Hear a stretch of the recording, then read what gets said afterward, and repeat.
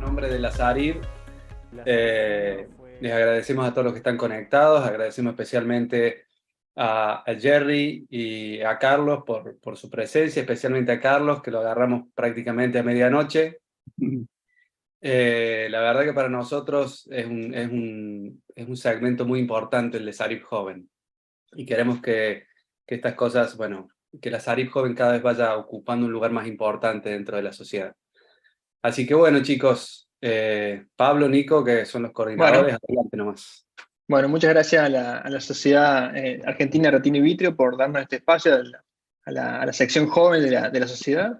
En el día de hoy tenemos el gusto de compartir esta charla de café con expertos, con el doctor Carlos Mateos y con el doctor Gerardo García Aguirre de México, un amigo y adscrito de la Asociación para Evitar la Ceguera en México, en la sección de retina. Y bueno, queremos empezar con el webinar. No sé, Pablo, si vos querés tomar la primera parte. Bueno, en principio agradecer a los invitados. La verdad que sabemos que es un esfuerzo para, mm, para ellos tener que dejar de lado su consultorio, en el caso del doctor Mateo, conectarse a esta hora. Agradecer su presencia. Y bueno, vamos a comenzar. La idea de esto es presentar casos, ¿sí? Fotos de fondo de ojo de todos casos diferentes de desprendimiento de retina y conocer la opinión de los expertos, saber cómo abordarían este caso, y bueno, y de ahí charlar un poquito sobre cada caso. Así que yo voy a compartir pantalla y, bien, ¿se ve ahí? Sí, se ve. Sí, perfecto. Bueno, vamos a ir al primer caso, ¿sí? Estamos hablando aquí de una paciente joven de 34 años con miopía elevada, ¿sí? En el ojo derecho de -11 dioptrías, fáquica, que la derivan para valoración del fondo de ojos y está en plan de cirugía refractiva con colocación de ICL. ¿Sí? La paciente la derivan para evaluar el fondo de ojo, el servicio de retina, y encontramos aquí esta zona de demarcación, ¿sí? No sé si se la pueden ver ahí, si la llegan a ver, con un desprendimiento de retina en todo este sector temporal inferior, plano, y con un regma, ¿sí? Un agujerito retinogénico en el sector temporal. La mácula está aplicada, 10 décimas de visión, con un -11, y aquí en el OCT se comienza a ver el desprendimiento de retina en la zona inferior. Así que bueno, la idea es que hablemos de este caso en principio, veamos la conducta y qué, qué conducta tendrían en este paciente. No sé, doctor Mateo, si quiere tomar Yo, la yo, yo, palabra. yo voy a ser muy, muy claro lo que yo le haría en este caso. Claramente es cirugía escleral. Yo dreno prácticamente todas las cirugías esclerales que hago. Tiene un agujerito, como tú dices. Ahí puede haber otros agujeros más abajo. Y yo claramente haría cirugía escleral. Yo colocaría una pieza temporal, sectorial. Creo que el resto de la retina, exploraría el resto de la retina a ver si existen otras roturas, pero yo claramente, en este caso yo no le haría vitrectomía en absoluto e intentaría primero cirugía escleral. Creo que es la mejor manera de hacerlo. No sé qué opinaréis, pero vamos, yo 100% en este caso haría eso. ¿Nos puede explicar el motivo por el cual no haría una Bueno, vitrectomía en hay, este hay, caso? hay varios motivos. Mira, uno de ellos es que, no lo veo bien en las OCTs, pero muchos de estos pacientes tienen primero la hialoides aplicada, no tienen la hialoides desprendida. Eso, Totalmente, está totalmente aplicada aquí. exacto. Entonces, lo segundo es que, y esto se cura muy bien, este es un caso muy típico, de verdad que es muy típico, pacientes más jóvenes incluso o mayores que ella, pero con este tipo de dioptrías o dioptrías, que son casos que se curan muy fácilmente, no tienes que poner gas, no le vas a ocasionar catarata. Pensad que esto de las -11 dioptrías está muy bien, pero luego pensad en las aniseiconias y pensad en todos estos problemas, ¿no? Entonces, yo tengo muy claro que estos pacientes son claramente manejados para únicamente cirugía escleral, y solamente en el caso de que pasara algo que es muy infrecuente, me plantearía una vitrectomía, pero yo claramente evitaría la vitrectomía en un caso así. Nos dijo recién que le hace, buen día, doctor. Nos ¿Qué dijo tal? recién que les hace siempre drenaje a los pacientes Sí, con sí. que le pone. ¿Cómo hace la técnica del drenaje? Entiendo que es una discusión esto del drenaje, porque hay mucha gente que no hace drenaje. Yo tiendo a hacer drenaje. Yo hago el drenaje al lado del recto, en este caso el recto lateral. Hay que apartarse, evidentemente, de las vorticosas. Yo hago una pequeña incisión con un cuchillo 45. Llego hasta, hay muchas maneras de hacerlo, con aguja, etcétera, pero yo hago una pequeña incisión, veo la coroides, hago diatermia en la coroides. Y algunos cirujanos hacen láser, pero lo que pasa es que el láser puede pasar a través de la coroides y al final impactar en la retina. Entonces yo los hago diatermia suave, que es con una punta de diatermia, o sea, es una punta, y al final acaba abriéndose prácticamente solo en la mayoría de los casos.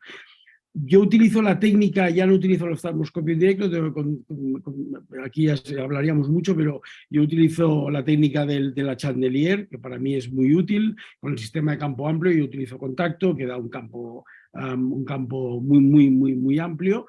Entonces simplemente pues colocaría primero las suturas donde sé que está la rotura, a continuación haría el drenaje, colocaría la Chandelier, haría frío, haría crioterapia, porque en este momento, como pasé del oftalmoscopio indirecto con láser, pasé a la Chandelier, pues entonces le haría crioterapia, un solo impacto, si solo tiene un agujero, y nada, quitar la Chandelier.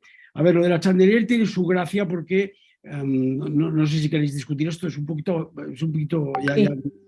pues tiene un problema la Chandelier, solo tiene un problema. Nosotros hemos creado una cánula especial para ello, que es que si tú sigues la secuencia de lo que yo he dicho, ahora al final tendría que colocar la pieza. Una vez hecho el crío, tendría la Chandelier, ya ha mirado toda la rotura, si hubiera más o no hubiera más. Pero entonces, claro, tienes que movilizar el ojo hacia el lado nasal. Y como has colocado la Chandelier en el 180 grados al otro lado, pues te va a topar con, evidentemente sacas la luz, pero te va a topar con la cánula, porque las cánulas estas tienen una altura. Nosotros hemos creado es que lo presenté en Frankfurt Retina Meeting hace 2 días. Hemos creado una cánula que no está en el mercado, una cánula que es como una chincheta. ¿Sabéis lo que es una chincheta? No sé si ahí le vais. Es una pin cánula que es muy bajita. Estas cosas para poner en los corchos, para pegar cosas en los corchos, pues es una chincheta que es muy plana, y entonces te permite poner un tapón que llega hasta el final de la chincheta, es decir, ocupa toda la cánula, para evitar que cuando tú traslades el ojo hacia el otro lado, en la hiperpresión que provoques, no te encarcele el vítreo en la esclerotomía, que ese es uno de los grandes problemas que tiene, para mí, el problema mayor que tiene la técnica del Chandelier es que cuando tienes que poner el procedimiento, tienes que girar el lado hacia el lado contrario. Y entonces te encuentras que la cánula te hace tope, te choca con el párpado, estás moviendo el ojo y la cánula se mueve por el ojo libremente.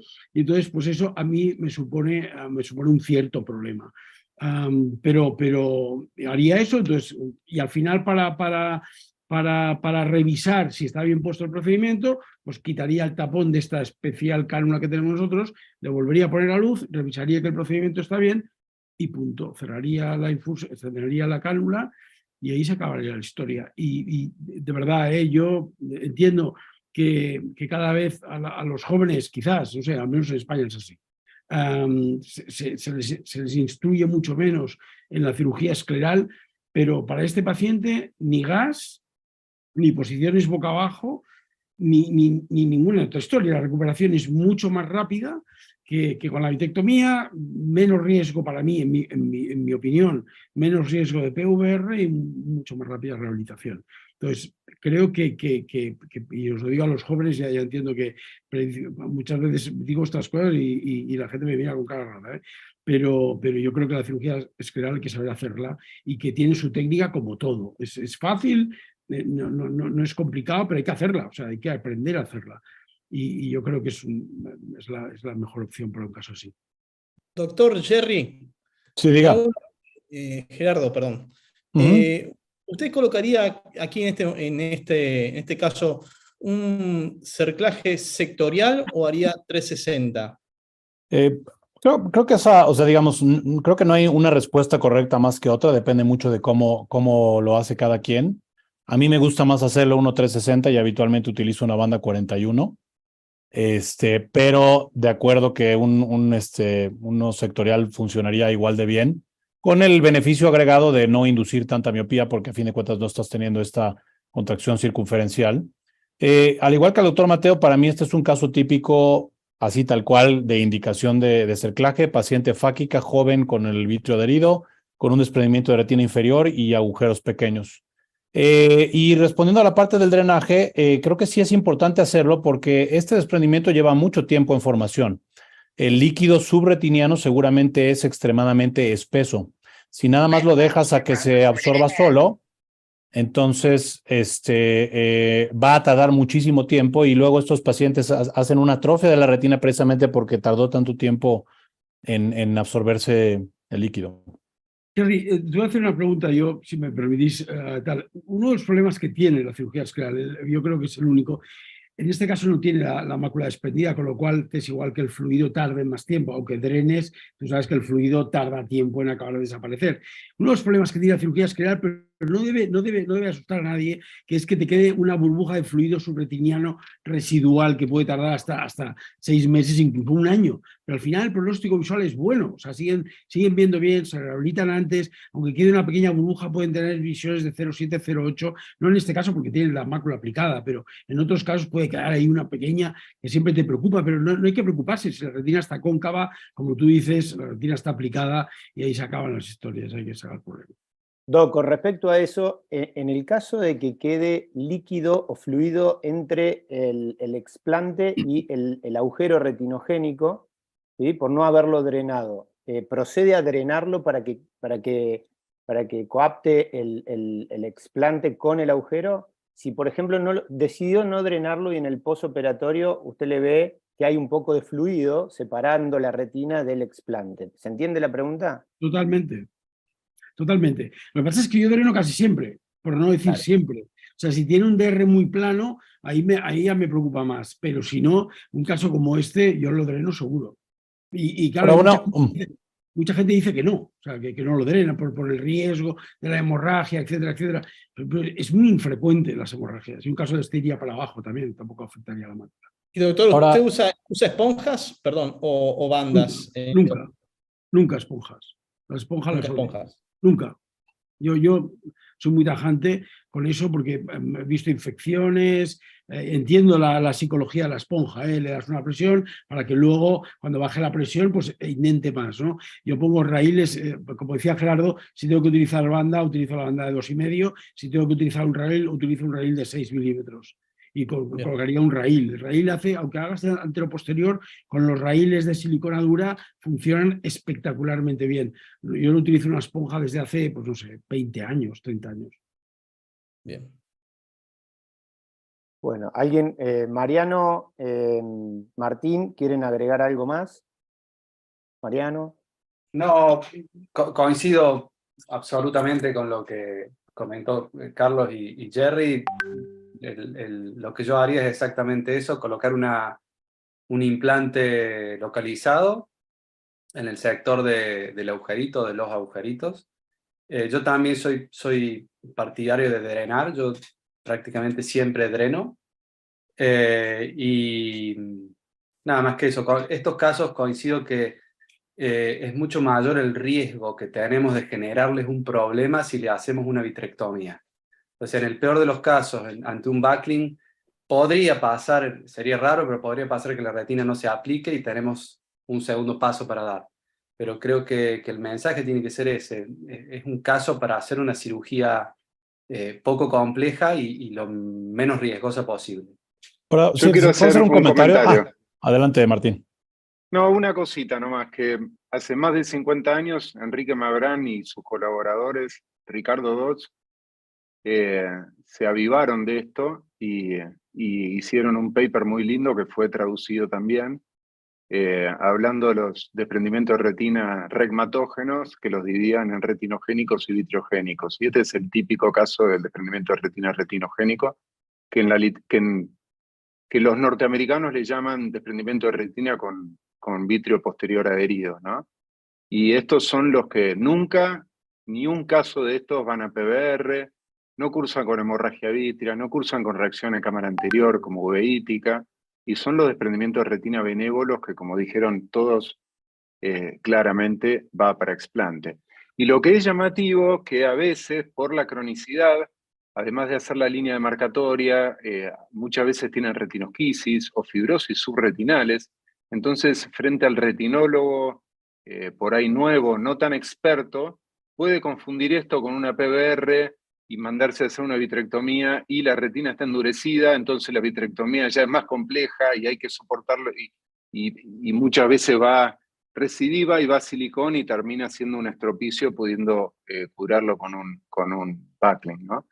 Así que es la verdad que poner este tipo de casos en un Ateneo para los jóvenes es realmente fantástico. Hacer un comentario rápido respecto, porque aquí coincidimos todos que sí drenaríamos y está muy bien, pero también hay personas que harían este caso sin drenar y también se pega, porque el simple hecho de que exista esa indentación modifica las corrientes, digamos, del líquido que se está metiendo debajo de la retina.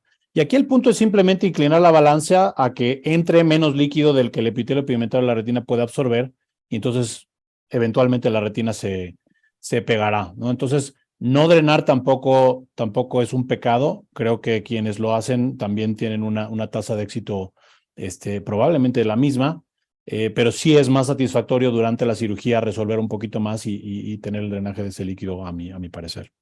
Bueno, justamente el doctor García nos dio el puntapié porque el caso se resolvió con un explante, una esponja, con crío y sin punción, ¿no? Y la retina se aplicó, esto generó una miopía residual de una dioptría más, pero la retina está aplicada y se colocó crío en la zona y con un excelente resultado. Así que la verdad que estos casos nos ayudan a todos los que somos jóvenes a comprender que es hasta contraproducente, sí, es una contra hacer una vitrectomía en estos pacientes porque lo podemos resolver claramente con una cirugía escleral. Ahora, ¿qué pasó con el ICL? Esa es la Bueno, pregunta, ¿qué esa harían después? es la otra pregunta. ¿Ustedes harían una cirugía refractiva posterior a la resolución ya del desprendimiento de retina o no? Le cambiamos el valor de la lente, nada más, capaz. Una dioptría Sí, menos. sí. Digo, o sea, no me parece que haya una contraindicación absoluta de hacerlo. Yo no soy particularmente fan de este tipo de lentes, me estorban para ver la retina. A largo plazo todos van a acabar siendo explantados o van a romper a través de la zónula, en fin. Pero bueno, habría que preguntarle a alguien que haga refractiva, ¿no? Hazme que os haga una pregunta más, porque todos estamos de acuerdo, caso sencillo, ha quedado perfecto. Ahora, imaginaros que durante el drenaje o durante la punción de las suturas tenéis una hemorragia subretiniana. La pregunta es, en este caso probablemente no pasaría nada porque la mácula no está desprendida. No llegaba, claro. Te pones el oftalmoscopio en directo o con la chandelier o con lo que lo hagáis y la hemorragia está debajo de la mácula. Bueno, ese justamente, Una pregunta. ese justamente, Doc, los que dicen, nunca me arrepiento de poner un explante, en ese caso sí se arrepentirían de haber puesto un explante. Sí. Creo que con posicionamiento, muchas veces digo, la cirugía termina, generalmente me queda quizás media hora, 40 minutos, si uno lo posiciona el paciente, por lo menos que tenga posición semisentada, en semi-Fowler, creo que la mayoría termina corriéndose. Sobre todo si fue un desprendimiento inferior, porque o sea, la retina inferior ya está desprendida, la sangre no sé que se vaya por ahí. El DIL sería un desprendimiento superior que llegaba a la fóvea y llegó la sangre exactamente a la fóvea. Ahí probablemente me inclinaría ya a entrar porque veo poco probable que se desplace, sobre todo si la cantidad de sangre, depende también de la cantidad de sangre, obviamente, ¿no? Si es ahí cualquier cosilla no pasa nada. Si es mucha, entonces ahí sí hay que entrarle, no hay de otra, creo yo. Gerardo, y el plan es entrar, hacer la vitrectomía, dejar un aceite, o digo un aceite, un gas, por ejemplo, Gas, que desplace. Boca abajo. Pues en teoría, si lees este artículo de Harvey Linkoff sobre cómo funciona el neumodesplazamiento, Sí. En teoría la posición boca abajo no es la ideal para desplazar la sangre porque la fuerza, la tensión superficial de la burbuja está completamente alrededor de la sangre, entonces no hay ninguna fuerza que realmente la quiera desplazar. tal vez aplanarla por la misma fuerza de flotación de la burbuja, pero no desplazar. Entonces, para que la sangre se desplace hacia abajo, tiene que haber un vector vertical de la fuerza, y entonces el paciente tiene que estar, ahí sugerían en el artículo que está publicado en Retina, 45 grados. Entonces ahí hay un componente vertical un vector vertical de fuerza que induce a la sangre a irse para abajo. Ok. Ojo que hay veces que hay pequeños sangrados que al aplicar la retina se escurre y va y como acaricia la mácula, y son muy pequeños y esos no hacen ninguna toxicidad porque se absorben muy rápido, ¿no? Hay que diferenciar un sangrado importante de un sangradito que al aplicarse la retina y se escurre, va y se va hacia la región macular. Yo el problema que le veo es que lo que hay que evitar es que se aplique la retina. Porque Claro. cuando tú tienes un sangrado de estos, el paciente está mirando para arriba y tiene la retina desprendida, la sangre baja a la mácula siempre. ¿Por qué? Porque el paciente está mirando hacia arriba. Y entonces se coagula muy rápido. Y si dejas que se aplique la retina, ahí tienes un problema.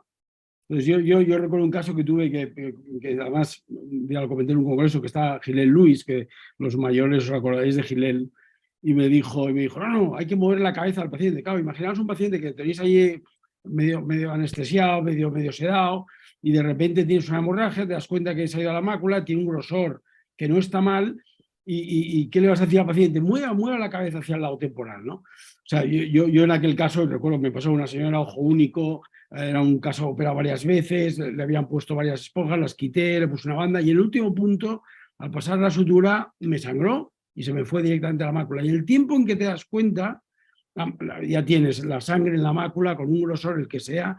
Y entonces yo en ese caso sí que la verdad es que entré y con una cánula subretiniana moví el coágulo del centro de la mácula, puse gas y se pegó, y afortunadamente después de muchos años está viendo muy bien. Pero ese es el único problema que puede tener.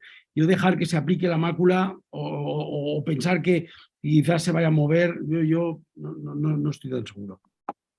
Bueno, si querés avanzar, Pablito, el próximo, así en honor al tiempo veamos varios casos. Bueno, en honor al doctor Mateo, que tiene su fondo de pantalla.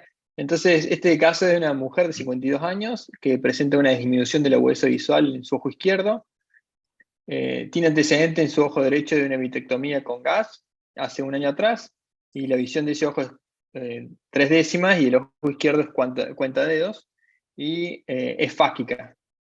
Entonces, aquí, ¿cómo es que abordarían un caso así? 52 años, fáquica, desgarro gigante. Sale con neumo, ¿no? Es que apenas estuve en un webinar de la SRS y estaba Rajiv Munik de Canadá, que en Canadá no sé por qué en Canadá las neuroretinopexias son así, están a la orden del día, y de hecho presentó un caso de un desgarro gigante que trató con una neumoretinopexia, ¿no? Y todo el mundo así, digo, le fue bien, obviamente, por eso lo presentó, pero a mí se me hace muy, teniendo un quirófano, digo, si estás en la Antártida y es lo único que hay, pues va, pero si tienes un quirófano, hay que en muchos centros de Canadá no tienen el quirófano disponible al momento. Entonces, por ahí puede tardar unos días en operarse el paciente. A todo lo que venía es una burbuja de gas, no importa lo que sea, y eventualmente mientras le vas consiguiendo el turno de quirófano. Creo que esa es la respuesta más honesta que puedo dar. Jerry, ¿qué le harías? Bueno, aquí obviamente vitrectomía a fuerza sí o sí. O sea, a este paciente en particular, por la edad, por el estado fáquico y demás, a ella le haría pues el combo completo de cirugía combinada de catarata, cerclaje y vitrectomía. Ok. ¿Cerclaje a todos los DR, a todos los desgarros gigantes le haces? Me parece, pues mira, como obviamente es una cuestión debatible y me parece que no hay evidencia suficiente para inclinarse hacia un lado o hacia el otro. La razón por la cual me gusta ponerles a los cerclaje a estos casos es porque muchos de ellos van a ser BRP y pues quieres tener algo que soporte un poco más. Y como todo en la vida, más vale tenerlo y no necesitarlo que necesitarlo y no tenerlo. Creo que la principal razón, aparte de como la flojera de hacer tardarte más en la cirugía, una de las razones por las cuales la mayoría de la gente argumenta no hacer cerclaje en estos casos es por el mayor riesgo de deslizamiento de la retina, que para mí no existe ese riesgo. O sea, el cerclaje no tiene que ver. ocurre cuando no has drenado suficiente líquido subretiniano y entonces por eso la retina se desliza. Si haces un drenaje cuidadoso, endodrenaje me refiero, cuidadoso, meticuloso, no dejando que entre nada de líquido, de ese líquido que sigue escurriendo en la periferia, no vas a tener desplazamiento de la retina aunque hayas puesto el cerclaje. Y la Faco lo eliges más que nada por la edad, no porque si un desgarro gigante en un joven de Si es más 25 joven, años, le dejaría el cristalino, sí. ok. Y Y en este Jerry, caso- perdón, Ali.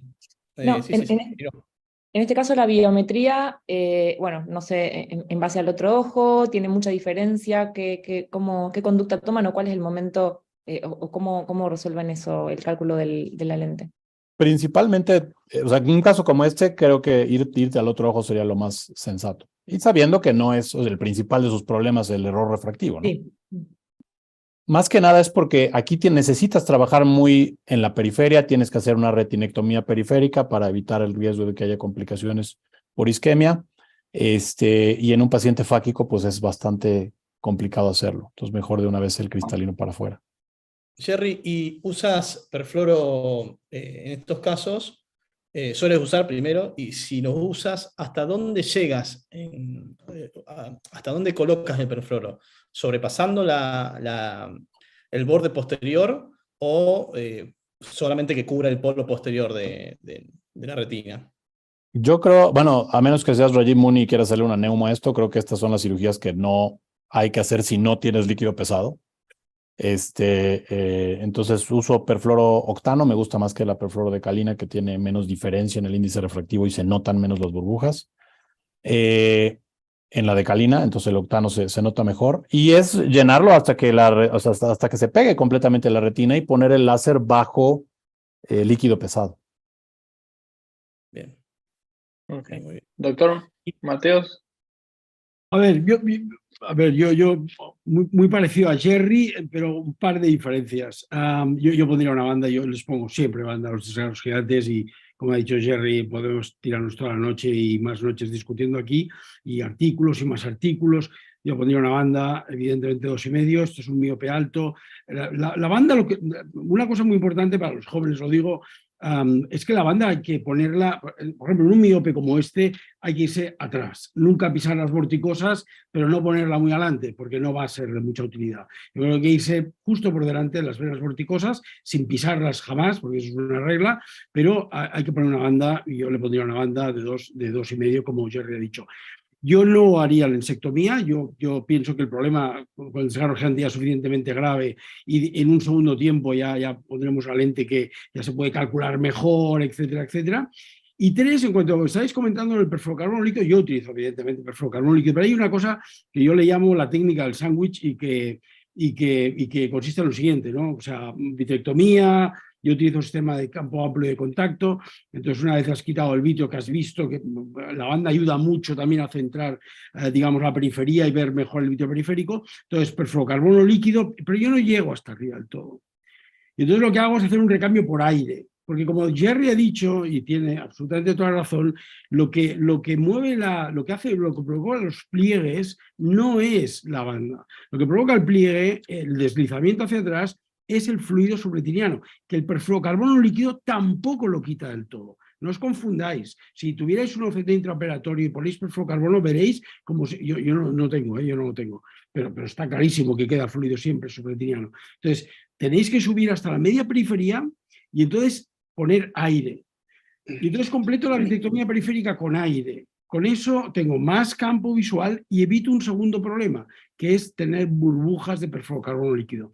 Porque cuando estás infundiendo aire en la cavidad vítrea, el aire no choca contra la burbuja de perfluorocarbono líquido y entonces es fácil que no se formen burbujas. Una vez has hecho eso, ya has quitado el vitrio periférico, que tienes que quitar sobre todo en los cuernos del desgarro, en los extremos, y entonces ya puedes subir con el perfluorocarbono líquido sin problemas. Te puedes ir a donde quieras con el perfluoro, que no vas a tener burbujas subretinianas. Es para mí, y una vez eso, pues entonces ya bajas con el gas, te pasas un ratito, como decía Jerry, intentando quitar al máximo el fluido subretiniano, y entonces ya bajas. Y entonces el bajar también lo hago utilizando la misma cánula de perfluorocarbono líquido, que vuelvo a aspirar el perfluorocarbono líquido. Porque si veo que me baja fluido hacia abajo, vuelvo a inyectar, me vuelvo al borde, vuelvo a aspirar el fluido subretiniano que queda en la interfase aire, perfluorocarbono líquido hasta que lo seco bien del todo y entonces bajo hasta abajo. Y esa es un poco, y siempre gas, y en estos desgarros que antes, yo de entrada siempre gas, a no ser que sea un niño, un síndrome de Stickler o casos muy complicados. Aquí Cuando dos, la- dos comentarios, bueno, nada más dos comentarios respecto a el líquido pesado. Número uno, lo ideal es utilizar una cánula de doble lumen, una dual bore de Med1 o alguna que sea parecida para evitar la subida de presión. Porque recuerden que al momento de estar inyectando el líquido pesado, si la solución no sale, y la mayoría de las veces si es que dejaste vitrio cerca de la infusión, el vitrio tapa la infusión y entonces no hay reflujo, va a aumentar mucho la presión. Entonces, si no tienen una cánula dual bore, estén bien al pendiente del nervio óptico y si lo ven palpitar, entonces pues de alguna manera bajan la presión aspirando líquido, lo que sea, y vuelven a inyectar. Y otra cuestión también sobre el líquido pesado subretiniano, definitivamente estas múltiples burbujitas a las que hizo alusión el doctor Mateo es una de las razones, sobre todo en desgarros gigantes, pero también una de las razones por las cuales aparecen los líquidos pesados subretinianos es porque nosotros los metemos ahí si soltamos el pedal, si soltamos la succión mientras estamos aspirando el líquido pesado. Un día que no tengan nada que hacer y que tengan un líquido pesado en el ojo, aspírenlo, levanten la cánula, sáquenla hacia el aire y suelten el pedal y van a ver cómo va a refluir, va a gotear líquido pesado. Y eso pasa mucho con los retinólogos jóvenes que están en entrenamiento o recién salidos, en lo que encuentran el agujerito, y esto aplica para todos los DRs, no solo para el desgarro gigante, en lo que encuentran el agujerito y se van a meter y todo, sueltan la succión y entonces ustedes mismos están inyectando líquido perfluorocarbono subretiniano. Nunca suelten la succión del todo, digo, no tiene que estar a full, simplemente con que tengan un poco de succión, no van a tener este reflujo de líquido pesado. Y el intercambio aire en perfluorocarbono-silicón, ¿tiene experiencia? ¿Lo usan? ¿Les gusta? Nunca. Yo no lo hago nunca. Jamás. Directamente a gas, a aire. Siempre aire previamente. Y otra cosa que Jerry acaba de comentar, que es muy interesante, eso que acaba de decir, él ha dicho la cánula de Med1. No sé si conocéis la cánula de Med1. La cánula de Med1 inyecta por el lado, no inyecta de frente. Y eso es muy importante porque, como decía Jerry, si tienes la presión alta y la vas subiendo, inyectando, el ayudante que te está inyectando el perfluorocarbono líquido cada vez tiene que hacer más fuerza. Y si tú no tienes la precaución de apartarte de la retina, incluso haciendo más fuerza puede pasar una burbuja directamente, esa la ves, porque ves que la has inyectado y no vas a encontrar el agujero además. Otra manera de hacerlo, ya le he explicado una, otra es con si no tenéis, si veis que hay presión, como muchas veces se utiliza una chandelier, puedes inyectar con una mano y con la otra tener la cánula de aspiración y a medida que vais inyectando el perfluorocarbono líquido vais aspirando de la cavidad vítrea el fluido porque ya no hay vitrio, lo habéis quitado y entonces de esa manera un poco compensar la presión. Si es que utilizáis una chandelier para ver mejor. En este caso, ¿todos usarían gas? ¿Alguien usaría aceite Yo me iría por gas. de larga duración? Sí. SF6 al 20. Perfecto. Pablo, ¿querés avanzar para ver cómo quedó? Bueno, le pusimos aceite, no pusimos el explante, fue facovitrectomía, láser 360 y aceite de silicón. Perfecto. El paciente Vamos al siguiente. fue operado recientemente, entonces todavía no le extraímos Claro. el aceite de silicón, pero bueno, la idea es extraerle el aceite de silicón en el corto plazo. Una última pregunta tengo yo. ¿Ustedes le marcan todo el borde con diatermia, como para tenerlo bien identificado, o solo algunas puntas como para saber dónde bordear, sobre todo bien con láser? ¿Y bordean 360 o solo láser ahí? A mí me parece que no, o sea, bueno, yo lo hago bajo líquido pesado hasta el borde, entonces realmente ahí no cuesta trabajo identificarlo, no me parece que sea necesario marcarlo con diatermia, que aparte puedes inducir inflamación, más riesgo de BRP, etcétera. Entonces creo que no es necesario hacerlo. Versus Además, una retinectomía, ¿no? Podés endurecer la retina y complicar el posoperatorio con la diatermia. En este caso no se marcó con diatermia. Lo que se hizo es pasar el perfluorocarbono, el borde posterior del desgarro, hacer láser, como lo comentó Jerry, hacer láser sobre el borde del desgarro y se hizo láser 360. Lo que ayudó mucho, que estábamos hablando del efecto ese de huevo de pescado cuando se hacen múltiples burbujitas de perfluoro, lo que ayudó mucho a evitar esto fueron la introducción de las cánulas valvuladas, que al disminuir mucho la turbulencia, antes cuando sacábamos los instrumentos, a ver, la vitrectomía a través de la esclerotomía sin cánulas era de alguna forma a veces más valvulada que cuando empezaron las primeras cánulas no valvuladas. Las primeras cánulas no valvuladas, lo lindo que tenía era que uno no traumatizaba la base del vitrio, pero lo malo que tenía que cuando estaba desocupada de instrumentos, era una puerta de escape de aire, fluido, etcétera, que hacía muchísimo más turbulencia de lo que era la válvula natural de la esclera, ¿no? Y cuando usábamos cánulas no valvuladas, siempre se formaba ese efecto de huevo de pescado, que eran con la misma turbulencia. Al sacar los instrumentos salía fluido, mucho fluido, entraba mucho fluido por la infusión y hacía una turbulencia sobre el perfluorocarbono que hacía esas burbujas. Así que bueno, Sí, con el advenimiento de... Lo interesante de esto es que, a ver, con las cánulas valvuladas te hace un compartimento hermético. Estanco, claro. Estanco, y uno lo que tiene que hacer cuando inyecta la burbuja de perfluoro es con la cánula ir a la burbuja y formar una sola burbuja, ¿sí? No tirar perfluorocarbono para todos lados, porque ahí sí se van a empezar a formar micro burbujas, sino que con una sola burbuja ir extendiéndola y agrandándola, ¿no? Pero bueno. De todas maneras, sigue siendo un desarrollante, sigue teniendo el riesgo. Yo insisto en lo del aire, pero porque, como decía Martín, cuando tú inyectas y llegas hasta arriba y las cánulas valvuladas, muy bien, pero cuando tú no has acabado la vitrectomía, porque claro, la vitrectomía de este chico, de este paciente, la retina está muy móvil. Entonces tú intentas estabilizarla antes de acabar de hacer la vitrectomía periférica. Y eso ya induce las burbujas, porque el jet stream es el que las provoca. Entonces, claro, tú estás aspirando con el vitreotomo y cortando el vítreo. Entonces, llega el jet stream, golpea con la burbuja de perfluorocarbono líquido y es la causa de las burbujas. Esto pasa también con las retinotomías, etcétera, ¿no? Entonces, cuidadito con eso porque por ese motivo usted, Doc, le pasa aire, ¿no? Y hace la vitrectomía. Tienes más campo visual, mucho más campo, aplicas la retina periférica, muy importante, porque es donde se almacena el fluido subretiniano cuando tú subes con perfluorocarbono líquido y te evitas las burbujas. Entonces, lo que pasa es que esta maniobra debe ser relativamente rápida porque si no, en los miopes, si tardas mucho tiempo haciendo esto, se te puede opacificar la cápsula posterior del cristalino y entonces provocarte peor visualización. Cuidado, cuando trabajas con aire no hay que estar mucho rato, hay que ir más rápido por ese motivo. Vamos a pasar al siguiente caso. ¿Cómo? Vamos a pasar al siguiente caso, que es un desprendimiento de retina por un agujero macular en un paciente de 55 años, masculino, que presenta un mes de evolución, de pérdida visual, historia de un trauma hace 10 años, a partir del cual el paciente refiere empezar a ver mal por el trauma, pero hace un mes le bajó la visión, ¿no? Paciente con cuentadedos de visión y fáquico. Y ahí vemos el desprendimiento de retina, prácticamente en todo el sector temporal, la mácula con un agujero macular y una membrana epimacular. Aquí la podemos ver, no sé si ven mi cursor, pero aquí en el OCT se ve la membrana epimacular y una zona de atrofia corioretinal rodeando el nervio óptico y a nivel del haz papilomacular. Bueno, ¿quién arranca con la conducta terapéutica en este caso, ¿no?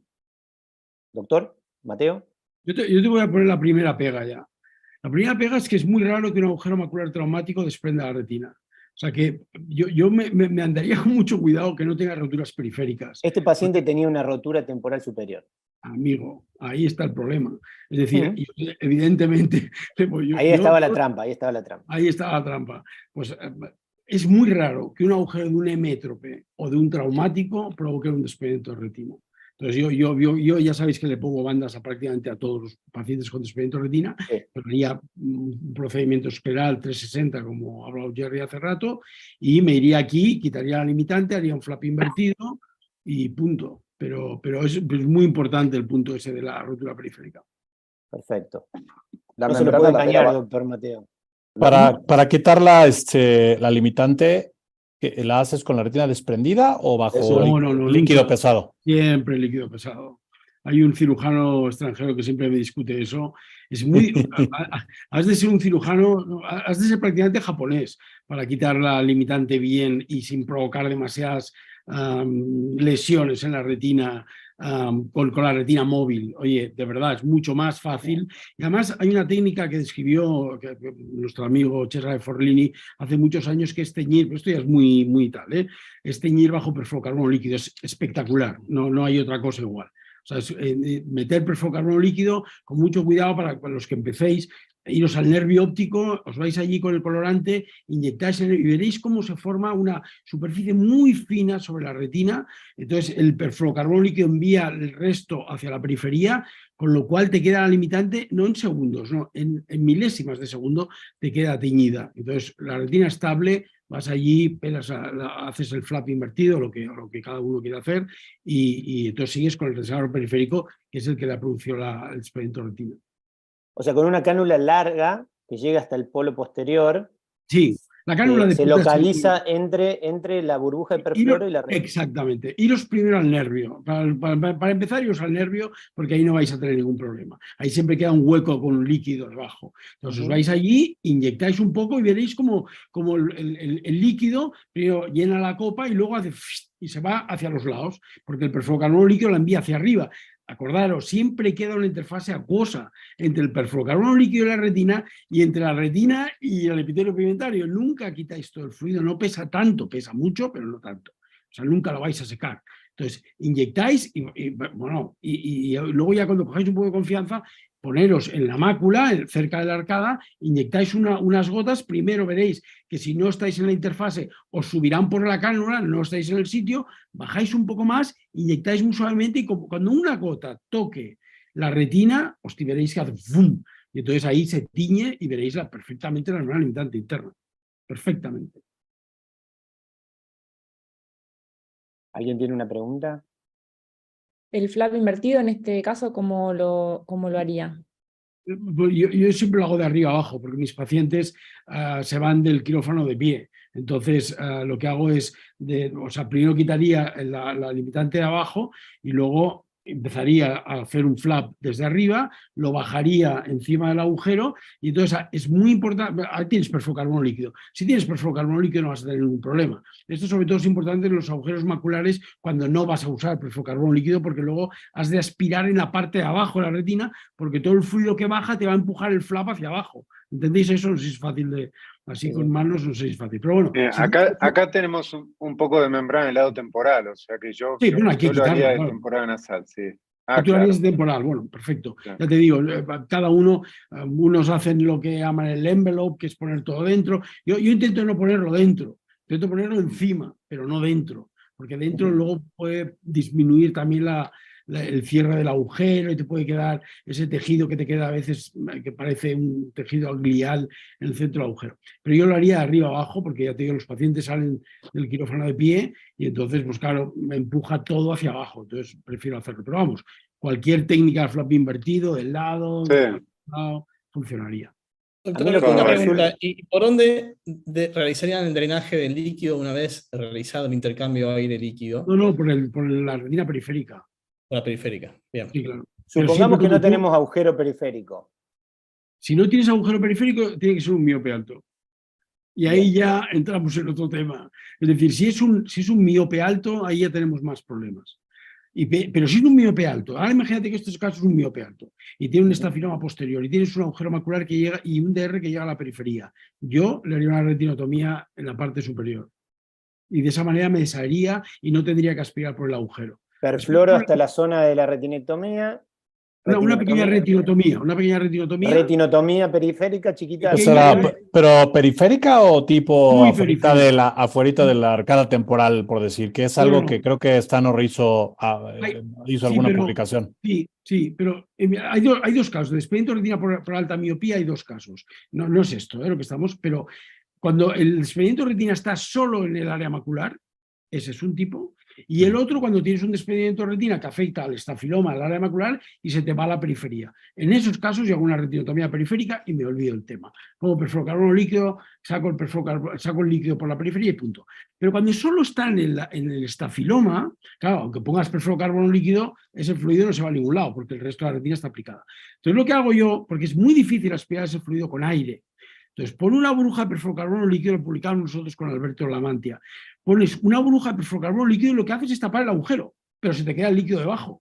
Y entonces, bajo líquido, que es como se ve bien, te vas con una cánula de 41, te metes en medio del agujero, que estás viendo bien, no estás con aire, y entonces aspiras el fluido y verás como la retina empieza a bajar y empiezas a ver el epitelio pigmentario y la coroides. Dices, voy a quitar todo el fluido, no lo vas a quitar todo porque el perfluorocarbono líquido empuja el fluido hacia los bordes del estafiloma, pero ahí puedes hacer un flap invertido sin ningún problema. Entonces haces el flap invertido bien, bien largo, bien grande hacia abajo y te es igual que te quede fluido. Lo sientas y el flap va a estar encima, el fluido se absorberá y desaparecerá.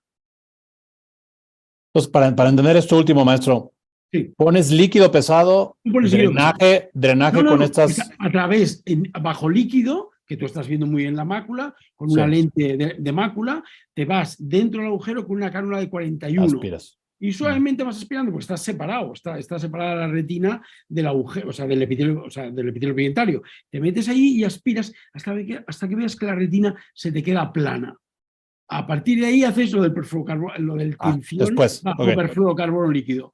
Y entonces, una vez eso, pelas la limitante interna, le colocas el flap invertido y el fluido que te ha quedado, olvídate. Ese ya lo reabsorberá el epitelio pigmentario. Haces un fluido aire, pones el flap bien pegado ahí y se acaba. Y ahí se acaba la historia. Correcto.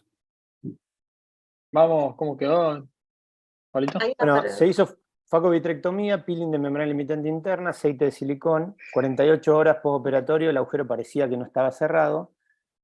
Estas son imágenes 3 semanas postoperatorio, el agujero ya se ve cerrado. Aquí tenemos los OCT, luego de la extracción del aceite de silicón. El paciente recuperó 4 décimas de visión, pero fíjense que aquí, no sé si se ve, hay una zona de aparente ruptura Fractura coroidea, ¿no? Fractura coroidea, Sí. sí señor. Así que Y bueno. podrías inclusive decir que también la atrofia, porque pareciera que llega a la fobia, esa Sí, sí. atrofia que se ve, ¿no? Sí. Aquí la vemos en infrared, ¿no? Ujú. ¿Están de acuerdo con el tamponaje o alguien hubiese usado gas? Yo creo que gas, yo hubiera puesto gas también. Yo también. Bien. Bueno, vamos al siguiente, Pablito. Bueno, este tenemos para discutir un poquito. Nico, Alvarito, ¿no querías? Alvarito. Bien, este es un paciente que sí, lo recibí estando en México, en el Conde Valenciana, paciente de 60 años venía con baja visual de 3 meses de evolución y pensaba que era por unos lentes, y bueno, cuando vemos que tiene toda esa área de desprendimiento de retina con proliferación vitreoretiniana en varios sectores, sobre todo en el Ecuador. Y yo no sé si se puede apreciar, pero en meridiano de las 5, ecuatorial, una lesión más post-ecuatorial, ¿no? ¿Acá? En ese sector ahí. Ahí, ¿no? Sí, tenía mucho PBR. Bueno, yo creo que bueno, Jerry, si querés comenzar a ver cómo abordarías este caso. No tenía más anterior BRP, o sea, son los pliegues estelares confluentes que se ven aquí. Todos esos pliegues están ahí. ¿Y hay BRP subretiniana? En el sector, parece. en meridiano de las 6 se veía. Y Bueno. también en meridiano de las 3 también tenía PBR subretiniano. Ok, entonces BRP Vas a ver algunas C3. cosas después. Y es fáquico, ok, pero, ok. Bueno, pues digamos, con este grado de BRP, yo siempre pienso, a menos que piense hacer una retinectomía 360, que no me parece que este sea el caso, sí le haría un cerclaje, igual circunferencial con una banda 41, y vitrectomía con tinción la tinción que yo utilizo normalmente es azul dual que tiene una mezcla de tripano y azul brillante de la marca Dork, para teñir las membranas de BRP y poderlas quitar pues lo más extenso que se pueda, ¿no? Aquí está el doctor Martín Charles, que es el amo y señor del pelamiento de la BRP con azul, entonces probablemente él podrá hacer comentarios al respecto. Pero pues básicamente sería eso, tratar de quitar toda la BRP que sea posible, epiretiniana. La subretiniana no necesariamente la tienes que quitar si no pasa por la fobia y si no ves que va de alguna manera a hacer una fuerza significativa para redesprender la retina. Entonces el enfoque principal es en la BRP por encima de la retina, que es la que da más lata. Martín, ¿querés hacer algún comentario sobre este caso? Sí, probablemente lo encargue como una facovitrectomía con implante de lente intraocular. Hago primero la cirugía catarata, le implanto un lente intraocular, después entro con los trócares, con chandelier, hago una vitrectomía extensa y bueno, comienzo tiñendo todo el polo posterior y tratando de pelar la membrana limitante interna desde el polo posterior hacia la periferia en dirección a las zonas de las proliferaciones, ¿no?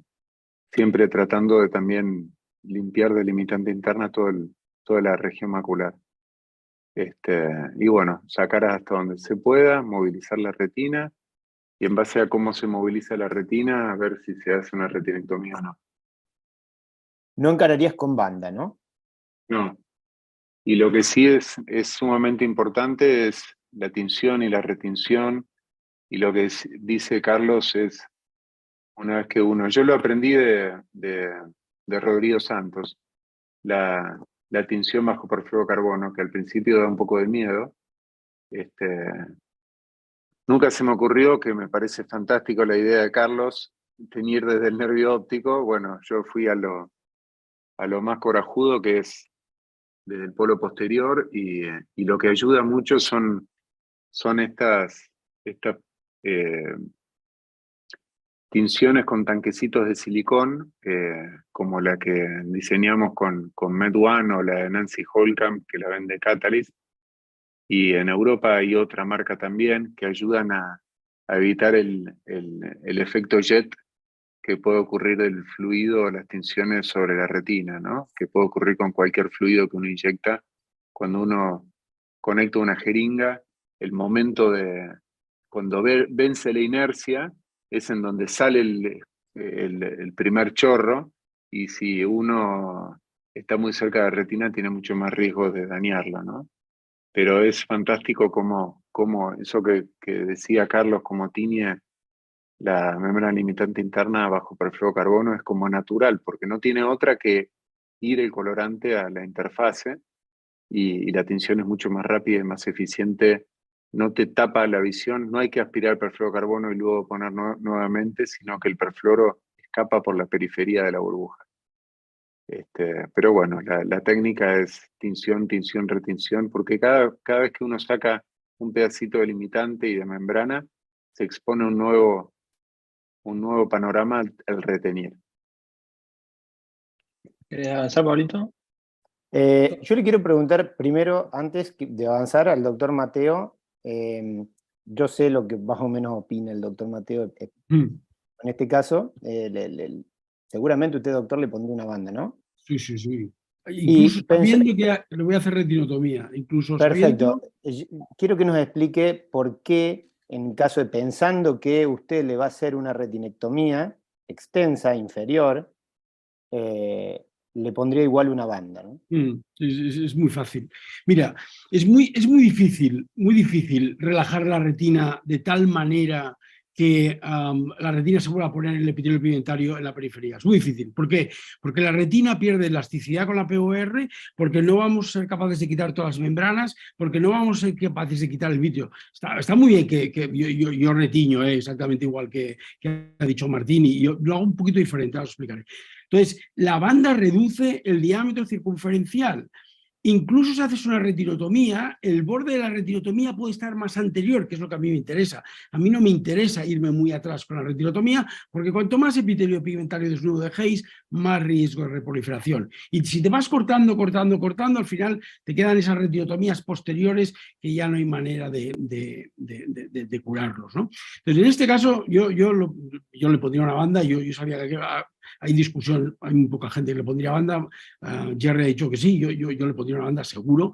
Lo segundo que haría es, yo no sé si hay una rotura en la arcada temporal inferior, no lo sé. Veo ahí una zona detrás de las hemorragias un poquito más, digamos, un poco más central que las hemorragias, pero bueno, es igual. Sea como sea, haría un recambio fluido-aire.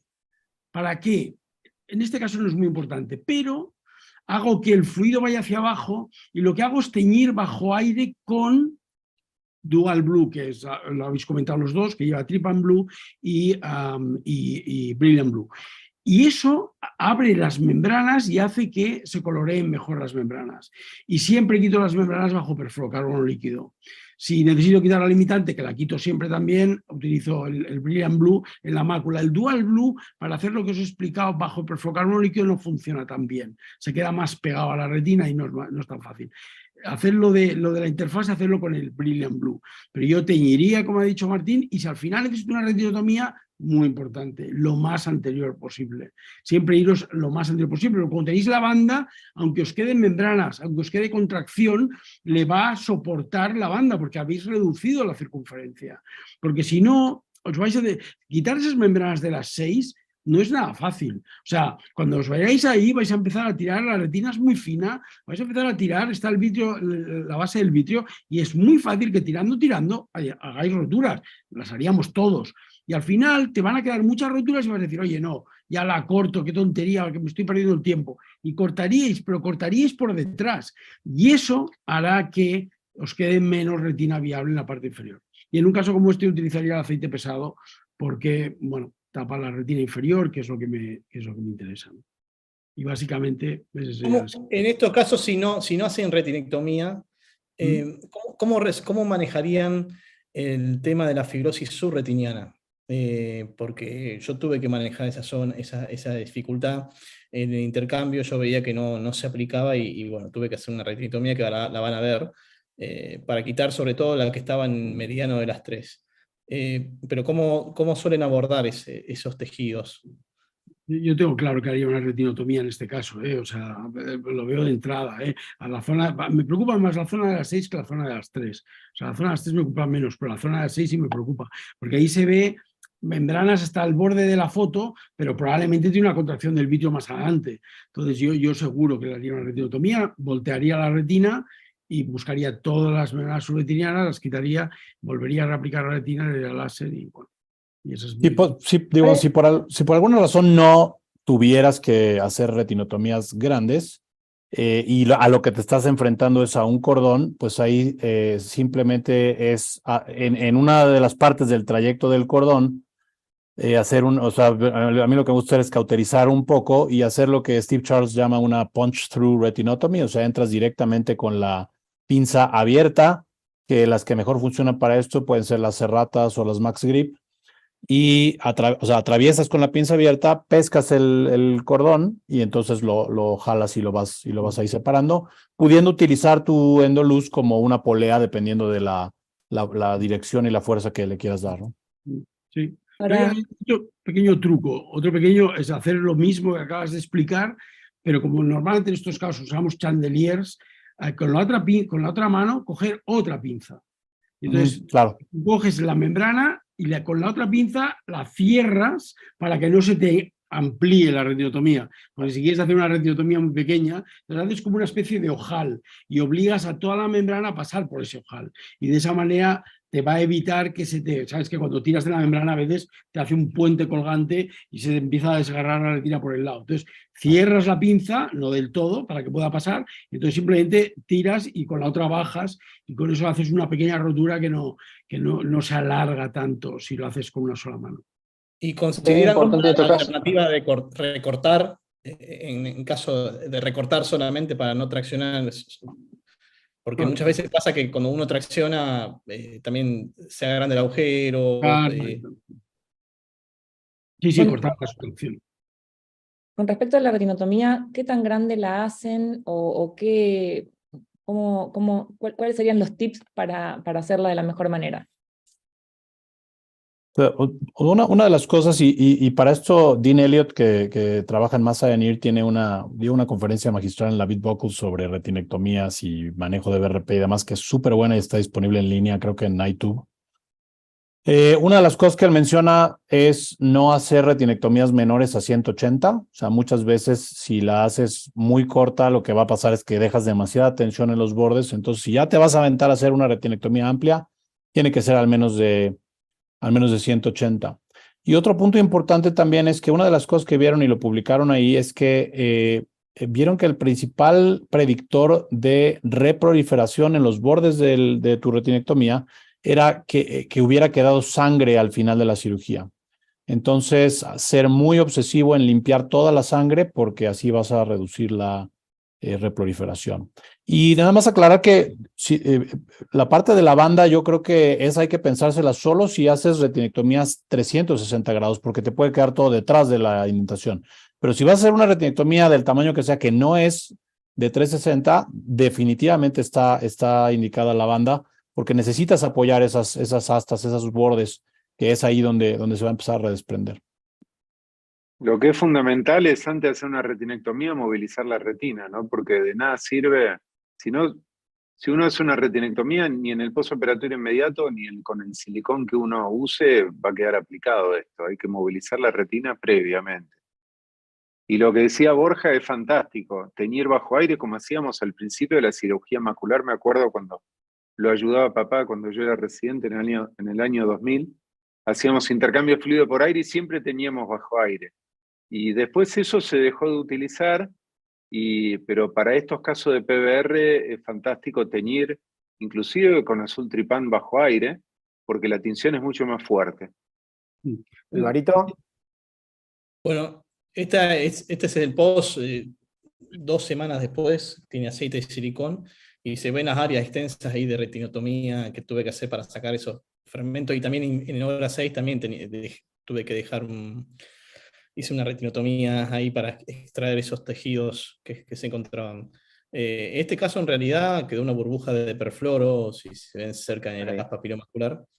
Y a los 2 meses volvió a generar una tracción inferior, lo volví a entrar y bueno, después definitivamente quedó, pero fue difícil, ¿no? Y sí, ahí quedaron esas zonas de Matías, se pueden ver ahí con hemorragias, como nombraba Jerry, que bueno, evidentemente en el momento fue una cirugía trabajosa y me costó quitar todo, ¿no? Pero bueno, creo que salió más o menos. Ahí coloqué una banda, había colocado un cerclaje 180 grados inferior. No lo hice superior, 180 grados inferior. Y justamente para contener la PBR inferior, ¿no? En todo ese sector, sí. Bien. Bueno. Muy bueno. Nico. Bueno, desprendimiento de retina por diálisis. Tengo un paciente, una mujer joven, 43 años. Fue un hallazgo de rutina del control oftalmológico. Fáquica, 10 décimas de visión con su corrección. Una miopía leve -2. Y se puede ver la diálisis, ese desprendimiento de retina que genera ahí localizado a temporal inferior. ¿Cómo abordarían en este caso? Yo creo que es dentro de lo que hemos estado hablando, pero bueno, para saber si tiene algún otro tip para el manejo de diálisis. Aquí, aparte del primer caso que presentaron, esta para mí es la otra indicación clara de un cerclaje. Bueno, y aquí en este caso a mí sí me gusta, como es una sola lesión, está en un cuadrante, aquí sí me gusta hacer uno sectorial. Muy similar a lo que comentaba el doctor Mateo con los otros casos, la hialoides en estos pacientes está pegada y de hecho son pacientes que probablemente ya en algún tiempo encontraremos que genéticamente tienen una adherencia extraordinariamente alta de la hialoides hacia la retina. Es por eso que se hace la diálisis. O sea, más fácil se rompió la retina en su borde que despegarse el vitro, y meterse a una vitrectomía en estos casos suele resultar en un despegamiento de la hialoides bien trabajoso. Entonces, un cerclaje las resuelve súper bien. Perfecto. Inclusive, igual que las otras, si ves BRP, que estos pacientes si hacen BRP, es BRP subretiniana siempre, porque las células del EPR nunca pueden pasar por esa misma adherencia hacia la cavidad vítrea, hacia el vítreo. Pues aunque tengan BRP subretiniana, hacerles un intento con cerclaje porque les suele ir bastante bien. Y Jerry, ¿el cerclaje lo haces más indentado de lo normal en estos casos particulares? Sí me gusta una indentación alta. Aquí hay varias opciones, obviamente. Puedes usar desde un segmento de banda 42, pero eso no te da una indentación muy alta. La 31 es una muy aparatosa, muy gruesa, que también funciona bien para estos. Y lo que últimamente estoy utilizando para estos casos es una 220 invertida para que la concavidad quede hacia la esclera y me da una indentación que es bastante ancha y bastante alta. Pero creo que aquí pues es así. ¿Función? Sí, también drenaje, si se puede por lo mismo. Hay un líquido muy espeso. Quiero que la retina se acerque para poder aplicar una buena crioterapia. Así que sí los dreno. Función y luego ajusta la banda. Sí, ¿O no? claro. Sí. Para que Eso también eso también es de las cosas que puedes debatir si vale la pena o no funcionar antes de colocarla. Yo prefiero tener una muy buena indentación, aunque esté pasando los puntos en un ojo hipotónico. Hay personas que no les gusta, prefieren pasarlos en un ojo hipotónico y entonces tener que lidiar después con un ojo tenso porque ya apretaron los puntos. A mí no me gusta eso por el riesgo de que haya encarcelamiento. Ya me tocó una vez un caso que al puncionarlo salió casi a la enfermera, ¿no? Le salpicó en el ojo el líquido subretiniano y ¿cómo se dice? Y hubo un encarcelamiento de retina, entonces yo prefiero drenar primero y acomodar la banda después. Okay. ¿Qué pasa, Pablito? Y mostramos en todo caso la resolución, que bueno, que fue un explante localizado y crío. Y después está también el manejo también solamente ¿querés avanzar más, Pablo? Con el manejo de láser simplemente para contener el desprendimiento. No sé si tienen experiencia o lo han visto. Uriel, que nos comente el caso. Tiene un doble mensaje para los que somos padres y abuelos. Esto en realidad lo publicamos porque fue una diálisis por una bala. ¿Vieron las balas Nerf? Las pistolas que técnicamente son súper seguras y que están recontra aseguradas y súper seguras. Bueno, esto fue una bala Nerf directo al ojo, donde causó una pequeña diálisis, se puede ver las pequeñas hemorragias y el edema. Y esto fue manejado solo con láser y la paciente verdaderamente anduvo bien, que creo que es otra opción siempre y cuando sea una diálisis como esta, que no parece ser tan traccional, muy limitada, ¿no? Bueno, Jerry, yo sé que te tienes que ir porque te están esperando los... Sí, amigos, perdón, bueno. tengo unos invitados japoneses y ya sabemos que no les gusta la impuntualidad.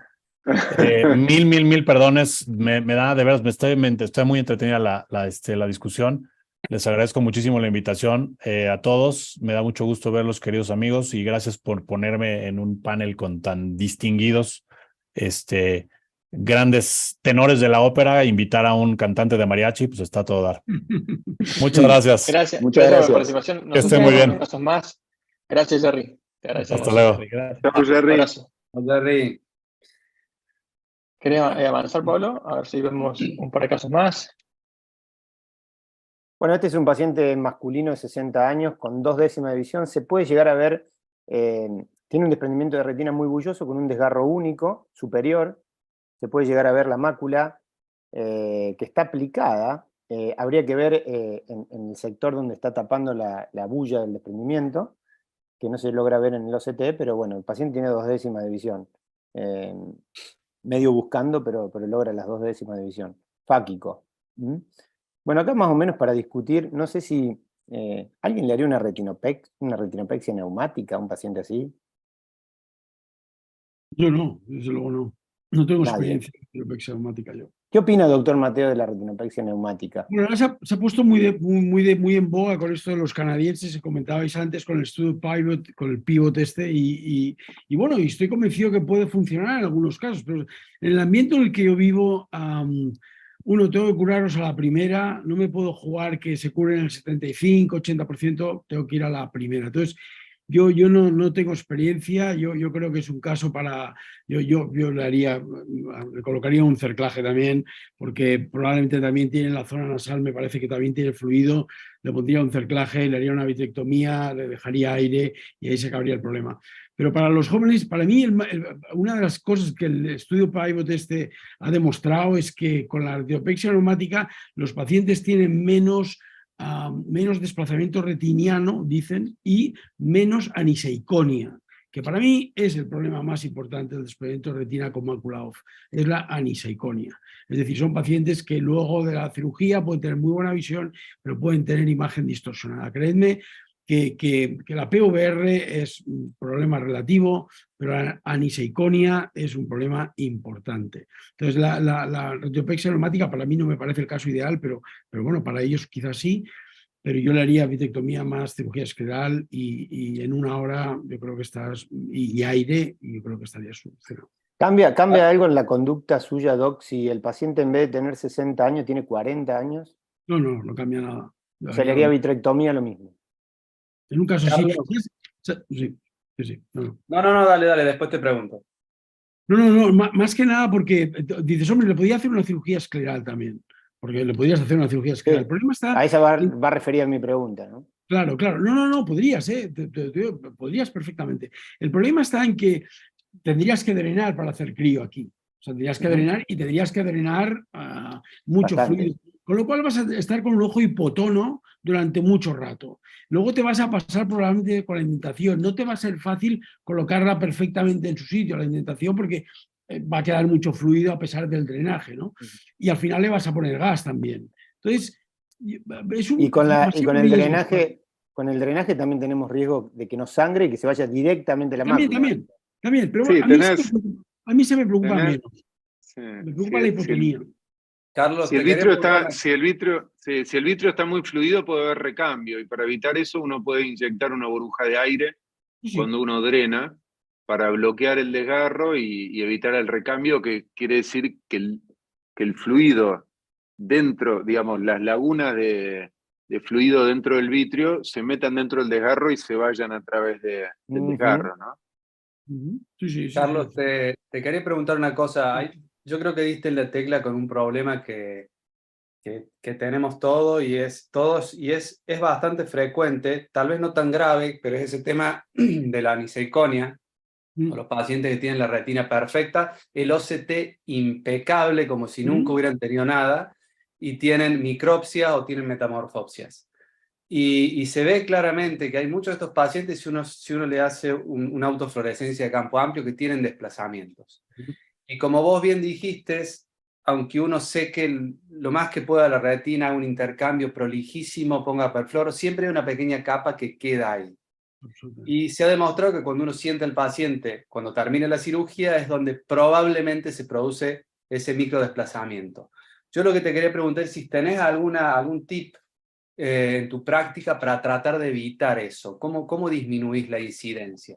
Chico, de verdad, o sea, a esto le he dado muchas vueltas y he pensado mucho en ello. Mira, este caso es muy complicado. Y diréis, hombre, no, es un caso de red superior, una rotura arriba, no tiene demasiada historia. No, este caso es muy complicado, porque aquí no estamos viendo, aquí en el OCT no se ve dónde está la mácula, y entonces no sabes si ahí acaba el desprendimiento de retina. Si acaba el desprendimiento de retina es el peor caso para empezar para una persona joven. ¿Por qué? Porque como tú dices, con el perfluoro canónico no le vas a quitar todo el fluido, con la bajada te va a quedar probablemente fluido en el centro de la fobia, te puede hacer un pliegue y te puede mover la fobia, como tú dices, lo publicó Shimada hace muchos años, un grupo japonés.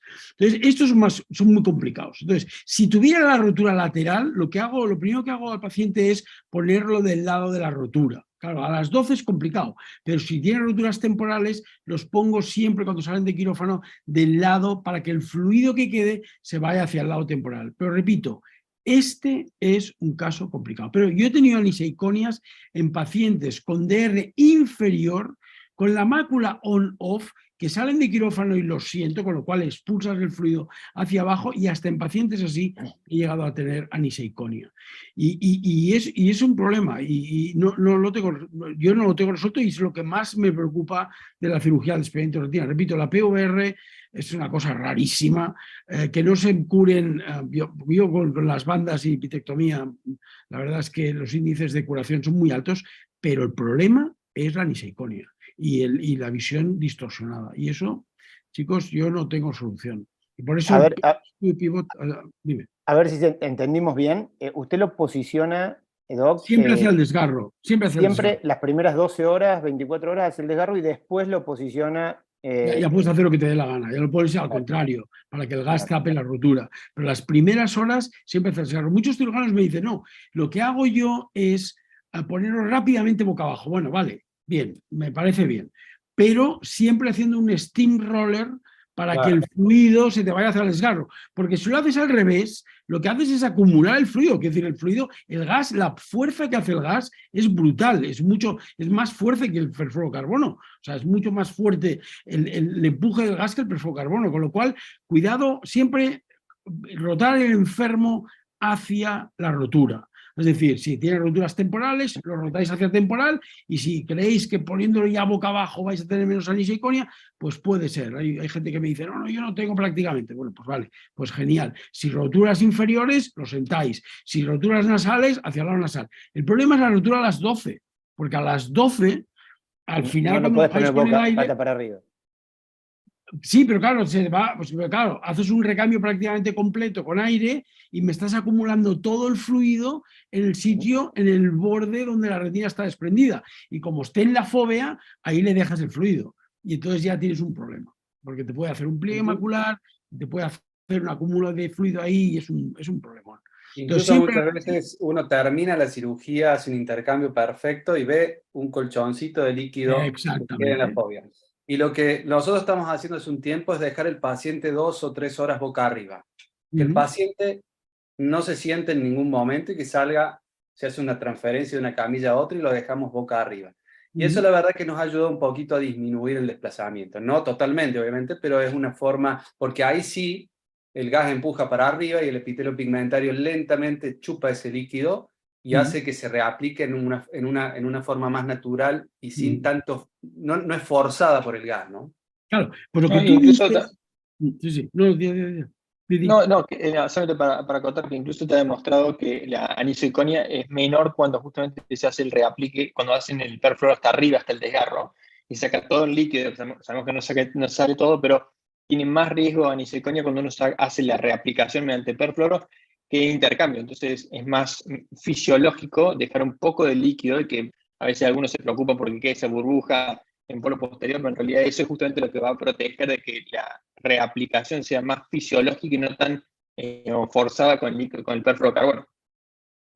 Sí, el problema o sea, yo creo que has dicho algo clave, que es dejar, o sea, no bajar hasta abajo con el gas. El problema está en que tienes que estar seguro de que le has quitado todo el perfluorocarbono líquido. Es decir, tú estás bajando con el gas y tienes que estar seguro que no dejas ninguna burbuja en perfluorocarbono líquido. Entonces, ¿cómo haces para no dejar el ojo lleno de gas y estar seguro que no le dejas perfluorocarbono líquido? Entonces, un truco es bajar, tú quitas todo y al final inyectas encima de la mácula un poco de fluido, un poco de BSS, a que te cubra hasta las arcadas. Y de esa manera no tienes un recambio completo, puedes tener una bolsa de fluido como habéis comentado, y evitar eso de que aplastar totalmente el líquido contra la mácula. Bueno, son ideas, pero al final es un problema. Es un problema.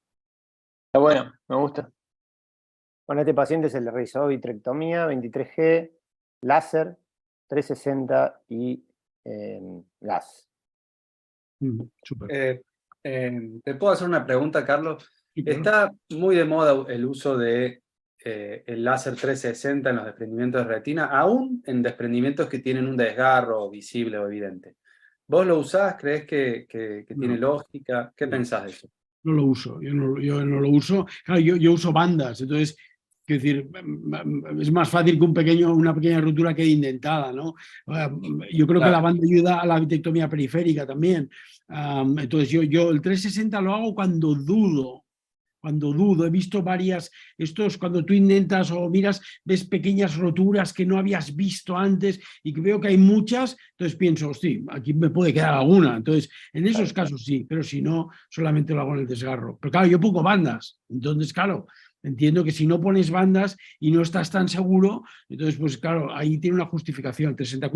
Cuidado con las ciliares largas, porque las ciliares largas, si hacen mucho láser en las ciliares largas, luego la pupila no dilata bien, algunos hacen edema macular quístico, o sea, cuidado sin pasarse mucho con el láser, pero entiendo, muchos cirujanos hacen 360 y no tienen ningún problema.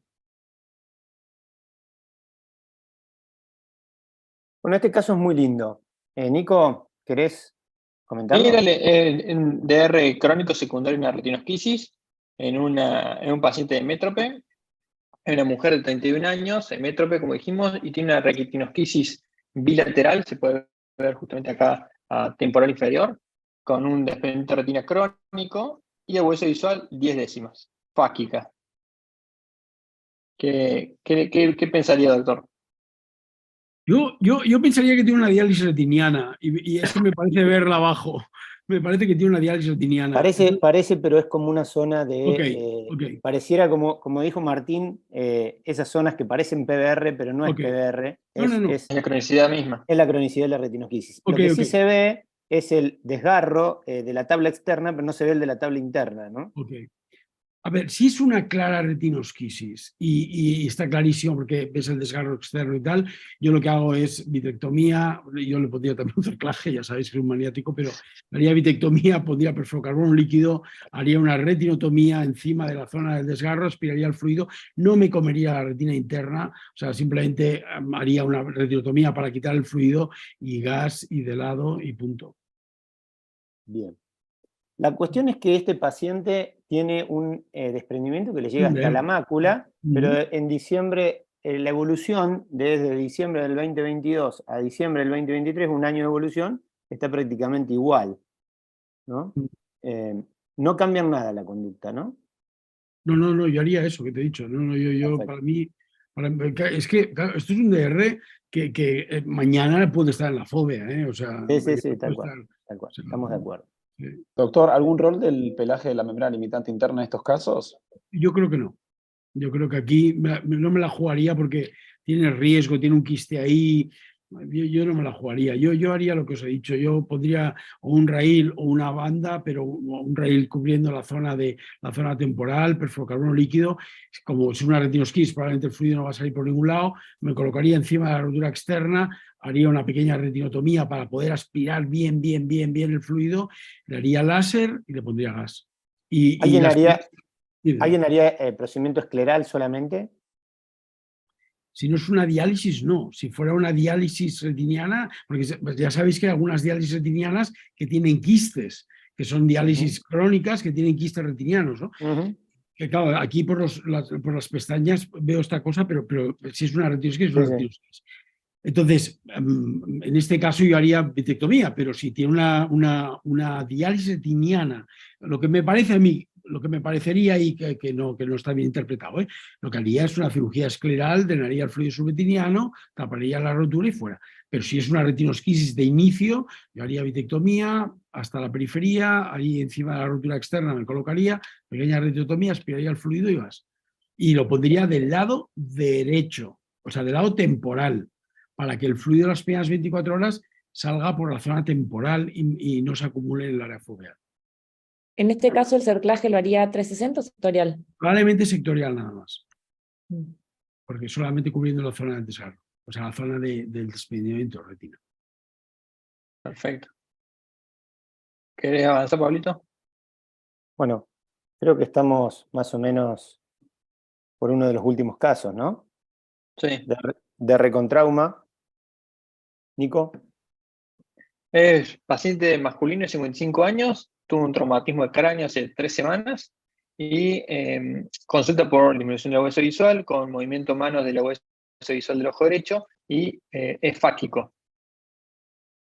Bueno, ¿cómo lo abordaría, doctor? Ya, por lo que hemos escuchado, creo que ya lo sabemos, pero bueno. Exactamente igual, yo pondría una banda y haría vitrectomía y gas, banda, vitrec y gas. Bien. Y en este caso, el pelado de limitante interna también haría, digo, por el riesgo de PPR y el traumatismo, No, pensando que pudo la verdad haber es que tenido no. hemovitrio y ya se reabsorbió. La verdad es que no, la verdad es que no, y oye, entiendo el riesgo de membrana hiperretiniana, pero si te fijas en la OCT, no se ve nada, y es muy bueno, y me parece muy bien que enseñes las OCTs, porque es muy bueno, en los casos en que se puede, y no es un DR muy bulloso, es muy bueno tener el OCT, porque en algunos casos ya ves que tiene o la heloides posterior, que está esquítica, o un inicio de membrana hiperretiniana, y en esos casos sí que me voy a por ella, pero si no, no tengo tan claro que sea tan El beneficio. beneficioso en todos los casos. En todos los casos yo creo que no es necesario. Ok, Doctor, perfecto. en los casos de traumatismos que están Sí. descritos, que a veces cuando hay otros factores de riesgo pro PBR, como por ejemplo una hemorragia vítrea, ¿usted suele manejarse con aceite de silicón en estos primeros casos o se maneja más que nada por la movilidad de la retina y el aspecto de la retina?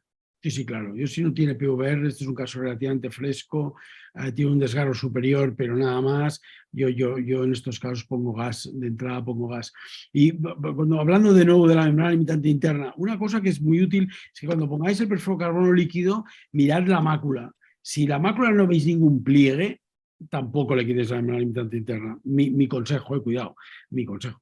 Sí. Pero si veis pliegues y veis que ya tenéis un brillo especial, entonces en esos casos probablemente esté indicado. Pero yo en estos casos, como te digo, yo aceite de silicona no pondría, pero yo sí les pongo banda, repito, probablemente eso me diferencia de muchos cirujanos, ¿no? Entonces yo le pondría una banda tranquilamente, perfluorocarbono líquido y al final SF6 20%. Yo no utilizo nunca o prácticamente nunca el CTSF8, me parece que dura demasiado. Es decir, esto o se cura en los primeros 10 días o tienes un problema grave. Entonces, no, me parece que ir a 6 semanas me parece demasiado. Entonces, yo SF6, 20% es lo que utilizo. No sé, Bueno. Este paciente se le hizo un explante, vitrectomía, y se le colocó aceite de silicón, y luego de la extracción del aceite de silicón, ese es el resultado del postoperatorio. Se le hizo la SAC 360 también. Ahí tiene una burbuja en el lado, la sal superior, arriba de todo. Acá tiene una burbujita de perfluorocarbono, sí. Sí. Y acá otra. No, se le escapa un detalle al doctor. No, lo miro todo, lo miro todo. Con esa burbuja, Doc, no hace nada, ¿no? Nada. O sea, esta es la foto post extracción de aceite de silicón, ¿no? Nada, no haría nada, no haría nada. Bien. Perfecto. Yo creo que ya estamos, Nico. Sí, ya estamos, ¿no es cierto? Porque ya estamos con el tiempo, así que bueno. Dejemos ir a dormir al doctor. Sí, ya estamos suficiente. Que descanse, Carlos. Hoy ha sido un placerazo estar con vosotros y la verdad es que me lo he pasado muy bien. Muchísimas gracias por la invitación, de verdad. Y oye, fuerza a los jóvenes y que vais, vamos, como campeones todos, adelante. O sea, todo el apoyo, oye, todo el apoyo. O sea, que ánimo y nada, y dar a Martín y a todos y a Mariano un abrazo fuerte y nada, cualquier cosa, oye, lo que yo me divierto mucho con estas cosas, lo paso muy bien y aprendo mucho también. Bueno, de paso, Gracias, resaltar que sería bueno para todos los cirujanos jóvenes quizá pasar algún día por el quirófano del doctor Mateo, ir a verlo, operar, que realmente es un placer y bueno, no solamente que es, a mi modo de ver, uno de los mejores cirujanos que he visto, sino que también conceptualmente te aclara mucho el panorama y bueno, fue un placer tenerlo, Doc. El placer todo mío, creedme que el placer es todo mío y lo he disfrutado y me ha encantado, o sea, lo habéis hecho genial y me parece fantástico, o sea que muy bien, os felicito y nada, a lo que queráis. Muchísimas gracias por todo. Muchas gracias, Carlos. Muchas gracias. Muchas gracias por todo.